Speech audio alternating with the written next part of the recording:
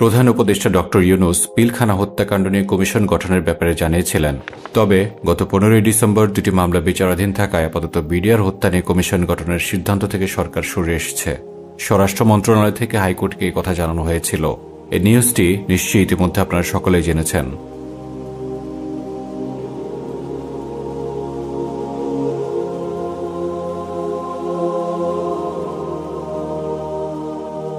সম্ভবত পিলখানা হত্যাকাণ্ড ছিল স্বাধীন বাংলাদেশের অভ্যন্তরের সবচেয়ে জঘন্য এবং নির্মম স্যাবোটাজ। এই স্যাবোটাজ যে শুধু আগ্রাসী ভারত করেছে এমন নয়, বরং খোদ রাষ্ট্রপ্রধান এই জঘন্য হত্যাকাণ্ডের সাথে জড়িত ছিল। যে কাজটি করতে গিয়ে আমরা বারবার মানসিকভাবে ট্রমার শিকার হচ্ছিলাম, সেই কাজটি হচ্ছে পিলখানা হত্যাকাণ্ড। কেবলমাত্র আগ্রাসী ভারতের প্রতিশোধ স্পৃহা চরিতার্থ করার জন্য এদেশের 57 জন সেনা অফিসারকে হত্যা করা হয় ঠান্ডা মাথায়। শুধু তাই নয়, তাদের পরিবারকেও জঘন্যভাবে নির্যাতন করা হয়। আমার রুমে 3 জন হিন্দি ভাষী লোক প্রবেশ করে। 9 থেকে 12 জন লোক আমার রুমে প্রবেশ করেছিল, আমাকে রুম থেকে বের করে নিয়ে গিয়েছিল। বিডিআর এ 3 বছর আমার হাজবেন্ড পোস্টিং ছিল। আমি কোনোদিন কোনো সৈনিকের মুখে হিন্দিতে কথা শুনিনি। তারা হিন্দি ভাষায় কথা বলছিল। আর আমার স্কুল থেকে আমার বাচ্চাদের কেড়ে নেয়। কেড়ে নেওয়ার পর তাদের ড্রেস খুলে চেক করে তারা ছেলে নাকি মেয়ে। তারা তখন 2.5 বছর আর 9.5 মাস বয়সী ছিল। চেক করে তাদেরকে বলে যে পাকিস্তানি বাচ্চা একটাকেও বাঁচিয়ে রাখবো না। বিডিআর সদস্য কি কখনো বলবে পাকিস্তানি বাচ্চা একটা বাঁচিয়ে রাখবো না? নাকি আমার হাজবেন্ড পাকিস্তানি ছিল, আমি পাকিস্তানি ছিলাম, আমরা কি বাংলাদেশি না? এই কথাগুলো কার সাজানো, কার কথা?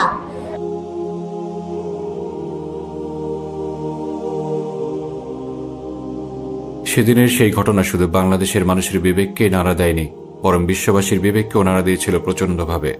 একক কোনো ঘটনায় এতগুলো সামরিক অফিসার হত্যাকাণ্ড ইতিপূর্বে পৃথিবীর আর কোথাও ঘটেনি।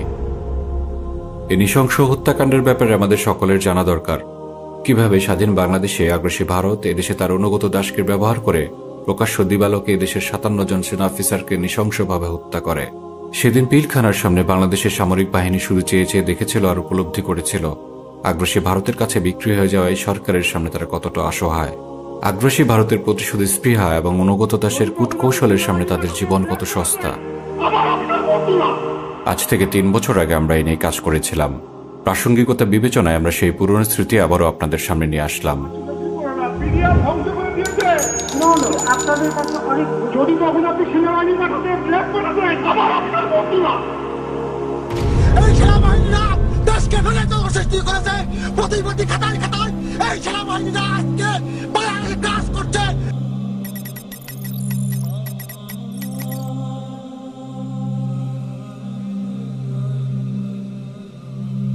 আমাদের সম্পর্ক রক্ত সম্পর্ক। We are partners not just for the liberation of Bangladesh but partners for the development of Bangladesh. We will always be partners for Bangladesh. So we are here, we were with you, we are with you and we will always be with you. ভারতের পররাষ্ট্রনীতি পরিচালিত হয় প্রতারক চাণক্যের অর্থশাস্ত্রে বলে দেওয়া 6টি নীতি অনুসরণ করে। এই 6টি নীতির মধ্যে উল্লেখযোগ্য হল অনবরত আঘাত করে শত্রুকে আহত করে রাখার নামই যুদ্ধ, অন্যকে নিজের কাছে আশ্রয় ও নিরাপত্তা চাইতে বাধ্য করাই হচ্ছে মিত্রতা। চাণক্য নীতি মেনেই মিত্রতা প্রমাণ করার জন্য মুখে বন্ধুত্বের কথা বলে ভারত বাংলাদেশের বুকে চালিয়েছে একের পর এক নোংরা আঘাত। ভারতের আগ্রাসন সিরিজের এই পর্বে বাংলাদেশের অগ্রযাত্রা থামিয়ে দেবার জন্য পিলখানা হত্যাকাণ্ড সহ বাংলাদেশের বুকে রয়ের কয়েকটি স্যাবোটাজের পেছনের কাহিনী তুলে ধরছি আমরা।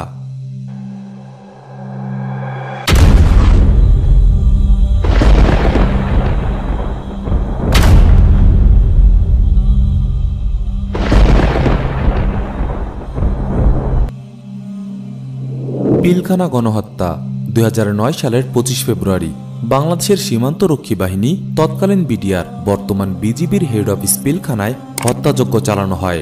57 জন সেনা অফিসার সহ 74 জনকে অত্যন্ত নৃশংসভাবে হত্যা করা হয়। সেই সাথে চলে লুটপাট, গণধর্ষণ। সাম্প্রতিক বিশ্বের ইতিহাসে বিডিআরের মতো একটি সুশৃঙ্খল বাহিনীতে এমন হত্যাযজ্ঞের ঘটনা বিরল। তৎকালীন প্রধানমন্ত্রী শেখ হাসিনা দাবি করে সরকার পতনের জন্যই বিএনপি জামাত বা তথাকথিত জঙ্গিরা বিডিআরকে দিয়ে এই কাজ করিয়েছে। সবকিছুকে নস্যাৎ করবার অপচেষ্টা যাদের ভিতরে ছিল তারাই এই ঘটনাটা ঘটিয়েছে, এতে কোনো সন্দেহ নেই। একদিন এই সত্যতাটা বের হবে, কারণ বিএনপি জামাতের এদের আবার একটা ভালো একটা মিথ্যা বলার আর্ট আছে। কিন্তু বিদ্রোহী বিডিআর সদস্যরা কখনোই সরকার পতনের দাবি জানায়নি। উপরন্তু তাদের সাথে শেখ হাসিনা বা শাসক দলের গুরুত্বপূর্ণ নেতাদের সুসম্পর্কের বিষয়টি প্রমাণিত হয়। কেউ কেউ দাবি করেন অপারেশন ডাল ভাতে বৈষম্য, আর্মি ফোর্সদের বিডিআর জওয়ানদের সাথে দুর্ব্যবহার সহ দীর্ঘদিন ধরে চলে আসা বৈষম্যের কারণে সৃষ্ট ক্ষোভ থেকে এমন ঘটনা ঘটেছে।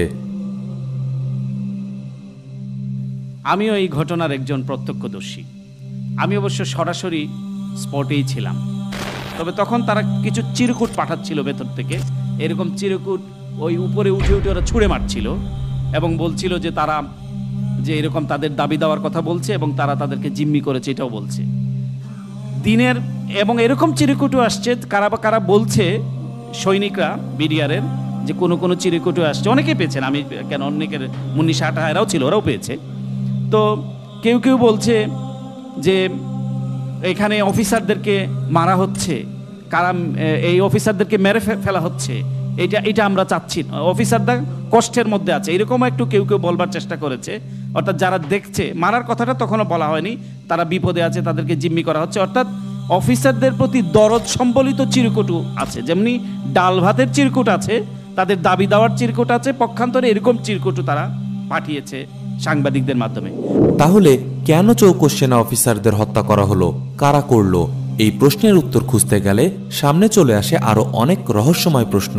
বিডিআরের মহাপরিচালক জেনারেল শাকিল আক্রান্ত হবার পর সাহায্যের জন্য প্রধানমন্ত্রী এবং সেনাবাহিনীর প্রধানকে ফোন করেন, কিন্তু কেউই ফোন রিসিভ করেননি। তখন ডিজি ওখান থেকে ফোন দিচ্ছেন, চিফকে, সেনাপ্রধানকে তখন পান নাই। কেউ একজন ফোন ধরছে, আমি ঠিক যেহেতু কনফার্ম না, এর জন্য নাম বলতে চাচ্ছি না। উনি বলছে যে আপনাদের এই বিষয় নিয়ে সেনাপ্রধান কথা বলতে গেছেন। এরপরে প্রধান মন্ত্রণালয়ের কেউ ধরে না, প্রধানমন্ত্রী তো ধরেনি না, কারণ ডিজি যখন পাগল হয়ে একজন সবাইকে ফোন দেওয়ার চেষ্টা করছে। 25 তারিখ গেল, 25 তারিখের পরে 26 তারিখ সকালে আমাদেরকে নিয়ে যাওয়া হলো আবহানী মাঠে, সেখানেও একই অবস্থা। যাওয়ার পরে বললো যে এখন অপারেশন করা যাবে না, প্ল্যানিং করো, এই করো, স্যাটেলাইট ছবি দেয়, এই দেয়, বিভিন্নজন বিভিন্ন বক্তব্য দেয়, বাট অপারেশন আর হয় না। 26 তারিখ সন্ধ্যার দিকে তখন বললো যে ঠিক আছে, এখন তোমরা যাইতে পারো, ঢুকতে পারো। আসলে তখন ঢুকার আর কোনো কিছু নাই, কারণ সমস্ত কিছুই শেষ। পিলখানা ঘটনা যখন ঘটে এবং সেনাবাহিনী যখন পিলখানার সামনে ডিপ্লয়েড হয়, সেনাবাহিনীকে সরকার কেন বাধা দিল ঢোকার জন্য? ফার্স্ট অফ অল আমার দ্বিতীয় প্রশ্ন হচ্ছে, এটা একটা মিলিটারি সিচুয়েশন, এখানে সেনাবাহিনী ট্যাকল করবে, সেনাবাহিনী না পাঠায় তারা রাজনৈতিক নেতাদের কেন পাঠালো সিকিউরিটি ছাড়া? এটা আমার একটা প্রশ্ন। এবং সরকার এত কনফিডেন্স কিভাবে পায়?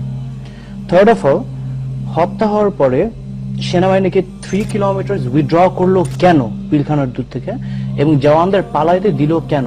ঘটনা পরবর্তী 3 মাস ইনভেস্টিগেশনে ছিলাম আমি। এখানে আসলে ইনভেস্টিগেশনের আর কিছু বলার নাই। 11,000 পাতার ইনভেস্টিগেশন পরে আসছে, এমন 800 পাতায় না সামথিং, অনেক কিছুই জমা দেওয়া হয় নাই। অনেকগুলো হার্ড এভিডেন্সই ডিনাই করা হয়েছে। অনেকের সিসিটিভি ফুটেজ আছে, যে সিসিটিভি ফুটেজগুলো সিডি বা কেস ডায়েরিতে দেওয়া হয় নাই। কিছু টেলিভিশন ভিতরে ছিল, যেহেতু বিডিআরের দরবার ছিল, অনেকে আমন্ত্রিত হয়ে অনেক টেলিভিশন চ্যানেল সেটি কাভার করতে গিয়েছিলেন। 2-1টা টিভি চ্যানেল তারা ভিতরেই ছিল, যার কারণে অনেক ফুটেজ তারা পেয়েছে, কিন্তু সব ফুটেজের তারা ব্যবহার করতে পারেনি। আমরা শুনেছি অনেক ফুটেজ নিয়ে নেওয়া হয়েছে। আপনি যদি দেখেন, আমাদের আর্মি দাঁড়িয়ে থাকলো, এয়ারফোর্স, নেভি, এটা 8 ঘন্টা লাগতো, বিডিআরকে দমন করতে 8 ঘন্টা লাগতো, কিন্তু সেখানে কিছুই হলো না।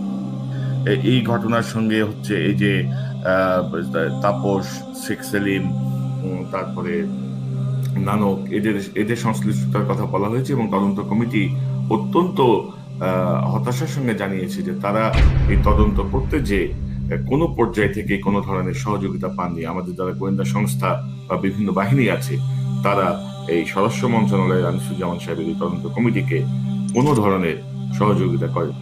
9:15-তে একটা পিকআপ ভ্যান ওখান দিয়ে ঢুকেছে, সিভিল পিকআপ ভ্যান, যেটার ভিতরে 11 জনের মতো সৈনিক ছিল, আর্মড, এবং তাদের এই উচ্ছৃঙ্খল পোশাক, যেটার সাথে বিডিআর এর কোনো সাদৃশ্য নেই, এই ধরনের পোশাকে ওরা ওখানে ঢুকছে। এই লোকগুলোই গিয়ে কোর্টটা ভাঙছে পরবর্তীকালে। কোর্টটা ভেঙে 11টার আগে কোর্টটা ভেঙে তারপরে এই সৈনিকদেরকে আর্মসগুলো দিয়েছে এবং তারপরে এই হত্যাগুলো শুরু করেছে। গেটের উপরে যে স্তম্ভগুলো আছে, এই স্তম্ভগুলোর উপরে দাঁড়িয়ে কারা যেন কি বলবার চেষ্টা করছে জওয়ানরা। অনেকের চেহারা টেহারা দেখেছি, আপনারাও অনেকে দেখেছেন, কিন্তু চেহারার সাথে আমাদের চেহারা, আমাদের বাংলাদেশি যে চেহারা, এই চেহারার সাথে কোনো কোনো চেহারা তার ভিন্নতাও লক্ষ্য করা গেছে। বিডিআর মহাপরিচালকের হত্যাকাণ্ডের সংবাদ সবার আগে প্রচার করে ভারতীয় মিডিয়া। সবার পূর্বে সংবাদ তারা কিভাবে সংগ্রহ করল?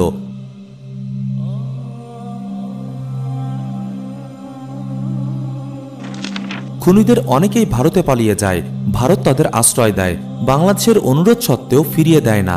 কেন কেন সেদিন বিমানের শিডিউল পরিবর্তন করা হয়েছিল? পিলখানা থেকে বেরিয়ে আসা বাংলায় কথা বলা অজ্ঞাত দুজন বিদেশি নাগরিক কারা ছিল? কেন তাদের পরিচয় জানতে চাওয়া হলে তারা পরিচয়পত্র ছিঁড়ে ফেলে? ওই সময়ে তাহারা যখন ওখানে প্রধানমন্ত্রী ওখানে যখন তারা বসে আছে, হঠাৎ করে প্রধানমন্ত্রী একটা ফোন কল আসছে এবং ওই ফোন কলটা প্রধানমন্ত্রী তাদের সামনে থেকে উঠে পাশের রুমে গিয়ে কলটা নিতেন। এবং ওই যে লেফটেন্যান্ট কর্নেল রিটায়ার্ড যিনি ছিলেন, উনি পরবর্তীকালে এই তথ্যটা অনেক অপেক্ষার পরে যখন দেখবেন যে এত লাশ পড়ে গেছে, এত গণহত্যা, রেপ, এত কিছু হয়েছে, আফটার অল উনি তো ইউনিফর্ম পরা একজন মানুষ, সেনাবাহিনীর লোক, যদিও উনি ওনাদের একান্ত আপন, তখন তিনি এক পর্যায়ে বলে দিয়েছেন এই কথা। আমাদের মাননীয় প্রতিরক্ষা মন্ত্রী এবং প্রধানমন্ত্রী পাশের রুমে গিয়ে বলতেছে, তোমরা যা করো তাড়াতাড়ি শেষ করো, আমি এখানে রাখতে পারতেছি না। দ্যাট মিনস এই তিন বাহিনী প্রধানকে অনেক বেশিক্ষণ আটকায় ফেলছি, আর পারতেছি।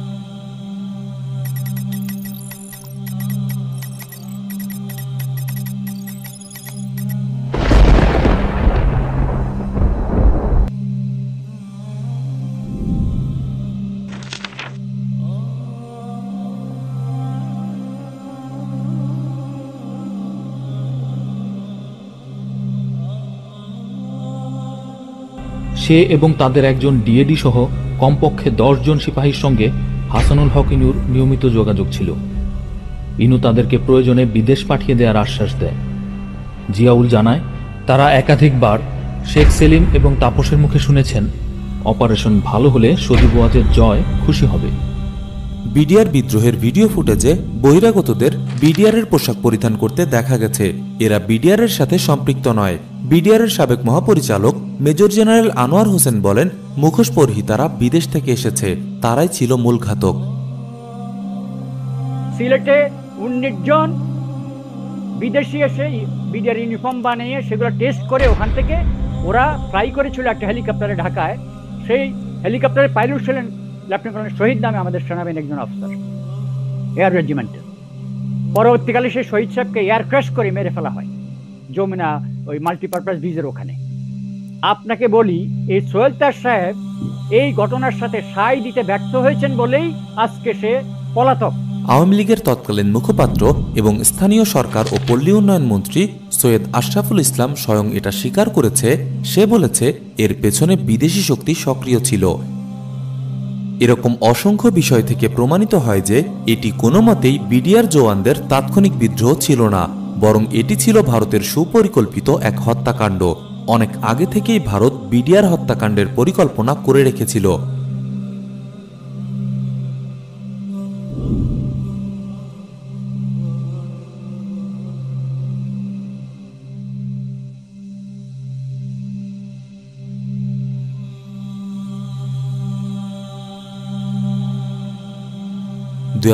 সালে পাদুয়া এবং রৌমারী সীমান্তে আগ্রাসন চালাতে এসে বিডিআরের কাছে লজ্জাজনকভাবে পরাজিত হয় ভারতের সীমান্তরক্ষী বিএসএফ।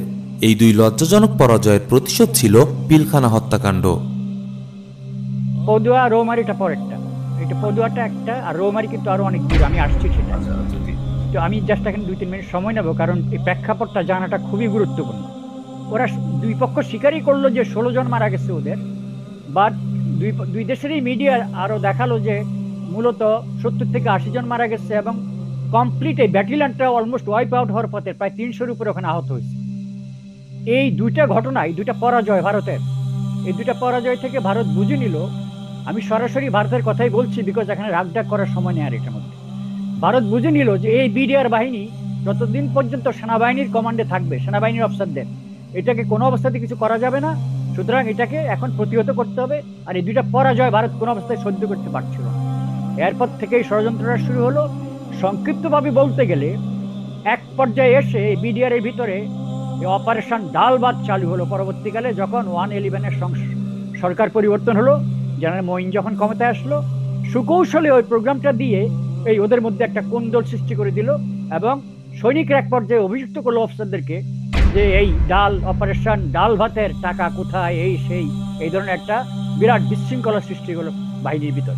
ওইটার অজুহাতেই এই বিদ্রোহ, এবং এই বিদ্রোহের মধ্যে কিন্তু ভারতীয় কিছু সৈনিকেরও অংশগ্রহণ ছিল, যাদেরকে আপনি মাথায় ওই বন্দনা পরা অবস্থায় দেখবেন, এরা এক পায়ে দাঁড়িয়ে আছে। আমাদের বিডিআর সোলজাররা কিন্তু যথেষ্ট স্মার্ট, তাদের দৈহিক কাঠামো, তাদের দৃষ্টিভঙ্গি, তাদের মাথার টুপি সবকিছুতে বোঝা যায় এরা বাইরের কোনো আগত কোনো বাহিনী। এই হলো বেসিক্যালি, এটা হলো ওটার প্রতিশোধ, এবং এখানে এই বিদ্রোহটা ঘটানো হয়েছে ভিতর থেকে আমাদের দেশের সরকারকে ব্যবহার করে এই ঘটনাটা ঘটানো হয়েছে। আমাদের গবেষণার এটা কিন্তু কনক্লুশন। বিডিআরকে শায়েস্তা করার পাশাপাশি বাংলাদেশের সেনাবাহিনীকেও শায়েস্তা করতে চেয়েছিল ভারত। বাংলাদেশে একটি শক্তিশালী সেনাবাহিনী থাকুক ভারত তা কখনোই চায়নি। মুক্তিযুদ্ধ চলাকালীন সম্পাদিত গোপন ৭ দফা চুক্তিতে উল্লেখ ছিল বাংলাদেশের নিজস্ব কোনো সেনাবাহিনী থাকবে না, কিন্তু ভারতের সে আশা পূরণ হয়নি। সেই সাথে বাংলাদেশের সেনাবাহিনী ভারতের আগ্রাসনের বিরুদ্ধে অন্যতম হুমকি হয়ে দাঁড়ায়। পিলখানা হত্যাকাণ্ডের মাধ্যমে ভারত বাংলাদেশের সেনাবাহিনীকে আক্রমণ করে। উল্লেখ্য যে বাংলাদেশের তৎকালীন বিডিআর এবং ভারতের বিএসএফ এর মধ্যে কোনো তুলনাই সম্ভবপর ছিল না। বিডিআর এর ট্রেনিং এবং কমান্ডের দায়িত্বে ছিল আর্মি, কিন্তু ভারতের বিএসএফ প্যারামিলিশিয়া একটি বাহিনীর মতো। ট্রেনিং, কমান্ড এবং পেশাগত দক্ষতার দিক দিয়ে বিএসএফ বিডিআর এর সাথে কোনোভাবেই তুলনীয় ছিল না। এছাড়া পিলখানা হত্যাকাণ্ডের পেছনে ভারতের উদ্দেশ্য ছিল ১. বাংলাদেশের সীমান্ত রক্ষাকারী বাহিনীকে দুর্বল করে দেয়া, ২. বিডিআর এর মৌলিক কাঠামো পরিবর্তন করে ফেলা, বিশেষভাবে আর্মির অধীন থেকে বিডিআরকে বের করে ফেলা, ৩. বাংলাদেশ সেনাবাহিনীকে আঘাত করা। একসাথে ৫৭ জন সেনা অফিসার হত্যা এটি যে কোনো দেশের সেনাবাহিনীর জন্য চরম দুঃখজনক, অকল্পনীয় ক্ষতি। এমনকি প্রথাগত কোনো যুদ্ধেও একসাথে এত সেনা অফিসার হারানোর ঘটনা বিরল। ৪. সে সময়ের বিডিআর পুনর্গঠনের মাধ্যমে বিডিআর এর ভেতরে চর ঢুকিয়ে দেওয়া। ৫. ভারতীয় সামরিক অভিযান চালানোর মতো অভ্যন্তরীণ গোলযোগ সৃষ্টি করা, বাংলাদেশের প্রতিরক্ষা কাঠামোকে বিপদাপন্ন করা, বাংলাদেশকে ভারতের কাছে আশ্রয় ও নিরাপত্তা চাইতে বাধ্য করা। আর এটাই ছিল চাণক্যের ৬টি নীতির একটি নীতি। ভারতের উদ্দেশ্যই পূরণ হয়েছে। বাংলাদেশের সীমান্ত রক্ষাকারী বাহিনী বিজিপি আজ নখদন্তহীন বাহিনীতে পরিণত হয়েছে। ন্যূনতম আত্মসম্মান বোধও এরা হারিয়ে ফেলেছে। দেশের সীমান্ত স্বাধীনতা রক্ষার পরিবর্তে এরা বাংলাদেশের মুসলিমদের উপর জুলুম চালাচ্ছে। যেই বিএসএফ এর হাতে প্রতিনিয়ত বাংলাদেশের মানুষের রক্ত ঝরছে, সেই বাহিনীর সাথেই মিলেমিশে এরা আনন্দ ফুর্তি করছে। ভারতের আগ্রাসনের বিরুদ্ধে সোচ্চার সেনাবাহিনীর মেরুদণ্ড ভেঙে গিয়েছে পিলখানা হত্যাকাণ্ডের পর। মেধাবী সাহসী সেনা কর্মকর্তাদের কণ্ঠস্বর থামিয়ে দেওয়া হয়েছে, অনেককে ভারত গুম করেছে।